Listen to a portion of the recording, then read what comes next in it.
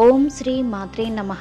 ఆ జగన్మాత కృపాకటాక్షాలు మీ అందరికీ ఎల్లవేళలా ఉండాలని, అష్టైశ్వర్యాలతో ఆయురారోగ్యాలతో తొలతూగాలని మనస్ఫూర్తిగా కోరుకుంటున్నానండి. పెద్దలంటారు, నరుని దిష్టికి నల్లరాయి కూడా పగిలిపోతుంది అని. అలాంటి దిష్టి మనకు తగిలిందా లేదా అని గుర్తించడానికి కొన్ని సూచనలు ఉన్నాయండి. అలాంటివి కొన్ని మీకు ఇక్కడ తెలియచేస్తున్నాను, జాగ్రత్తగా వినండి. మీ ఇంటి చుట్టుపక్కల కుక్కలు ఏడుస్తున్నట్లు వినిపిస్తే మీ ఇంటిపై నరదిష్టి ఉందని అర్థం. అలాంటప్పుడు ఓం నమఃశివాయ అనే మంత్రాన్ని జపిస్తే జరగబోయే నష్టాన్ని ఆపిన వారం అవుతాము. అలాగే మీకు ఎలాంటి అనారోగ్య సమస్య లేకపోయినా ఉన్నట్లుండి అకస్మాత్తుగా కళ్ళు తిరిగి వికారంగా వాంతికి వచ్చినట్లు అనిపిస్తే మీకు దిష్టి తగిలిందని అర్థం చేసుకోవాలి.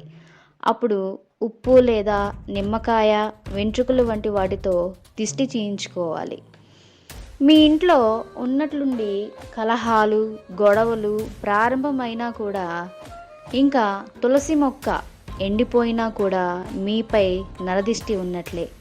అంతేకాకుండా మీ ఇంట్లో ఎక్కడైనా బూజు పడుతుంటే మీకు కష్టాలు రాబోతున్నాయని అర్థం. అలాంటి సమయంలో వెంటనే బూజును తొలగించాలి.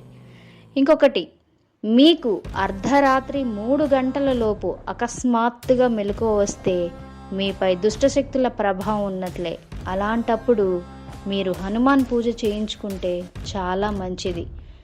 సో మీరందరూ కూడా ఈ యొక్క సూచనలని గమనించి, ఒకవేళ అలాంటివి మీకు గనుక జరిగినట్లయితే వాటికి తగ్గ పరిహారాన్ని చేయించుకొని అందరూ కూడా సుఖ సంతోషాలతో వర్ధిల్లాలని, ఆ జగన్మాత కృపా కటాక్షాలు మీకు ఎల్లప్పుడూ ఉండాలని మనస్ఫూర్తిగా కోరుకుంటున్నానండి. సర్వే జనా సుఖినో భవంతు.